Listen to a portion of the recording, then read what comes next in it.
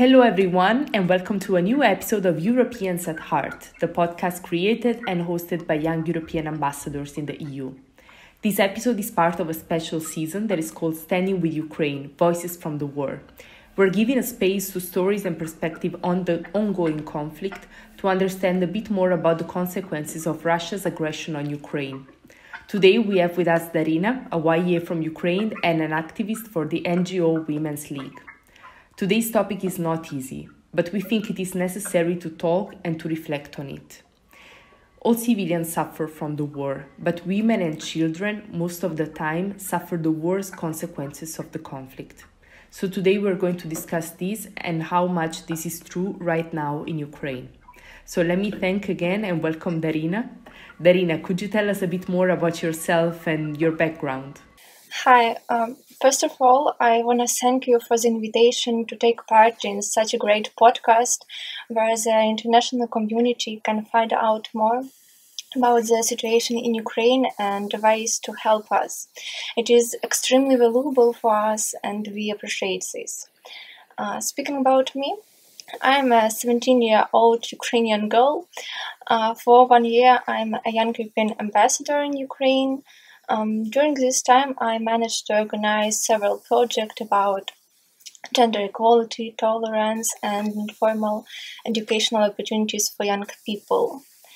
This year, I was planning to end school, enter to the university, and start a new page of my life. But now I'm not confident in the tomorrow's day. Also, I'm a SMM and project coordinator in the organization Women's League, as you said. Before the war, I wrote about successful women's advices, how to develop leadership and entrepreneurship skills, methods of self-development and other things. But because of the war, now I have to write about things like how to protect myself from the rape, get psychological help, and also I spread information about Russian crimes against women, girls, and children. From my favorite job, it became the horrible one, because every day I have to read the news, check it, and publish it, and it's really frustrating to understand what the hell is happening in Ukraine now.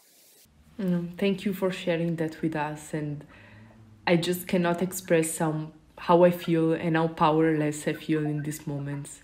Can I ask you if you can share with us, are you still in Ukraine? Because I know many young people are not in the country anymore, so... Yeah, I live in the central part of Ukraine in a small town, so we didn't move anywhere because I think that I am useful here. I pay taxes, I can buy products in our magazines, and I understand that can help our economy. Thank you. That's beautiful and that's very brave. So could you tell us a bit more how your life changed when Russia's aggression started? Yeah, all days before the war I was studying and working, and that was like pleasant routine for me. But when the war began, I was frustrating. I wanted to cry all day. What I was doing is only scrolling the news, and that's all. And I'm really worrying about all people in Ukraine, and that makes me feel awful. But are you still going to school? Is it still open or did it close for some time? Because of the pandemic, our school is online form, so we continue our studying also during the war in online. But it's kind of very difficult because we have a lot of air threats, and during them we must go to the shelters. Thank you. I cannot imagine how strange it is to study while your country is at war. And I'm sure your mind is all over the place. It must be very difficult to just concentrate on school. Yeah, but it become our routine, and sometimes it's funny for us that we have 5 or more threads, and from shelter to home, from shelter to home, and that really helps me to stay like sporty. That's a good perspective on that. So, going back to the main topic of today's episode, we are hearing terrible reports from Ukraine and terrible news related to rape and to violence against women and children. Could you tell us a bit more about what is happening and the overall situation? Violence is a tool to intimidate Ukrainians and an attempt to break us. Therefore, unfortunately, cases of violence against women and children are very common. Lyudmila Denisova, the Ukrainian Parliament's Commissioner of Human Rights, last reported more than 400 cases of rape of women and children. But its number doesn't correspond to the current situation. Many women were raped in the temporarily occupied territories where they cannot contact the police. Also, many women don't want to report the fact of rape because it's too traumatic for them. History helps to understand and to feel what Russia is doing with Ukrainians the most. For example, in Kyiv region, 2 occupiers shot the husband of 33-year-old woman and then raped her for several times while her son was crying in the next room. She managed to escape when they fell asleep. 34-year-old teacher was raped by a Russian soldier in Kharkiv region. He kept a gun near her temple all the time and even fired several shots at the ceiling to motivate her more. The woman was beaten and cut by the occupier. In Bucha, where a mass grave and the bodies of people were found on the streets, many murdered women also were raped. A 14-year-old girl who escaped from Bucha was raped by 5 occupiers and became pregnant. The story of an 11-year-old boy, also raped in front of his mother, tells of the unprecedented atrocities of the occupiers. That's disgusting to realize how the situation are existing. According to official figures, 602 children were affected by the war, of whom 213 died. And I don't want to believe it, but the reality is extremely cruel, and when I find out about all these crimes, I understood that I'm only lucky that I was born in the central part of Ukraine, not in the eastern, and I realized that I would be on their places, and that scared me. At the beginning of the large-scale invasion, we couldn't even imagine that the Russian occupiers would act so cruelly and inhumanely. I have relatives in Russia, and I didn't realize that Russians can act such. Thank you for letting us know. It's not easy, I think, to talk about this, as it's not easy to listen. It creates unease, and I think all of us, when we hear these reports, we just want to ignore this instead of acknowledging it, because that's just so much easier to cope with that if you don't fully believe that this is happening. But in a certain sense, the international community knows that this is happening, as violence and rape has always been, sadly, a tool of war.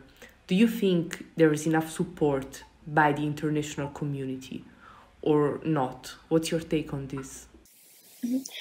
I want to also add that it's simply ignore the numbers of people which were raped or killed and others. But when we read the stories of Ukrainians, we have like compassion, and we are trying to understand this. That is why spreading the information about ordinary Ukrainians is very important. About the supporting of international community, I think they are doing a lot. Demonstrations that draw attention to the mass murder of children and rape are helping to keep war on the agenda. They also help Ukrainians to understand that we are not alone, that international community help us support from all over the world. And that's help us to stay strong and to believe in our victory. And using your voice, you spreading truthful information will help stand up to Russia in the informational space, which is very important now. Also, photos of European and American streets with Ukrainian flags inspire us and give us hope and faith. And it's important to not break. Also, Ukrainian women and children receive a lot of humanitarian aid, which helps people adapt to the new environment and feel as full as possible. And we're extremely grateful for that. But we need to understand that requiring your government to send weapons to Ukraine will be much more useful, as it will help avoid the new humanitarian catastrophes that currently exist in Mariupol and other cities. If our listeners want to start helping Ukraine, it's very easy to start. First, you need to learn about Ukraine, its traditions and history, and after that you will be in love with Ukraine. This can be done in the course like Ukraine, History, Culture and Identities. After that, you will be able to understand the roots of the 8-year war between Ukraine and Russia. Also, after this course, you can open the Ukraine from the musical side. My recommendations are like Jamala, Organize and Boombox. By listening to their music, you can support our music industry. Also, you can support Ukraine, supporting Ukrainian business. For example, order an embroidered shirt, we call it vyshivanka, from the Etnodim brand, or funny socks from the Dodo Socks brand. If you have the time and opportunity, join the demonstrations in support of Ukraine. Well, and of course, make a donation to support Ukrainian army. For this purpose, you can send your money to the National Bank of Ukraine or to the foundation Come Back Alive. And I want to admit that every action is very valuable for us and extremely important and necessary. Thank you so much. I think we can add some links in the description to help everyone understand where to give money, who to give money to, and how to support Ukraine.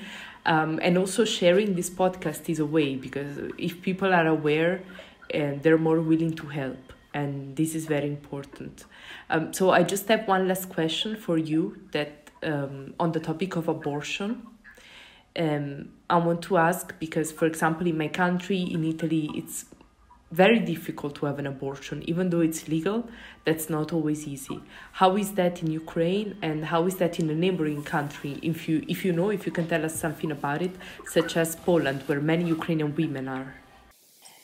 Yes, it's a very difficult situation. A lot of Ukrainian girls and women evacuated to the Poland, and in Poland, as you said, the abortion are forbidden, and that's a huge problem, because if they were raped, they can't make an abortion. But in Ukraine is legal, and of course, women and girls have the opportunity to do this if they want. Thank you very much for sharing that with us. Thanks to our listeners. I think today we gave a lot of information and a lot of tools for people to help Ukraine. So I can just hope that everyone will stay active because now it's more than 2 months that the conflict has started, and there's no sign it will end in the next few days. So there's a need for all of us to support Ukraine and the brave Ukrainians and do the best we can from the partner countries. So thank you again, Daryna. We will post the links, and if there's any other information that our listeners would like to know about, they can also follow Women's League and see your work in there and the information that you're sharing. So thank you, thanks everyone, and hear you and see you in the next edition of the podcast. Yes, thank you very much for inviting me and spreading this information. I really hope that Ukraine will win in this cruel war, and the peace in Europe and all over the world will prevail. Thank you. Slava Ukraini, and bye-bye.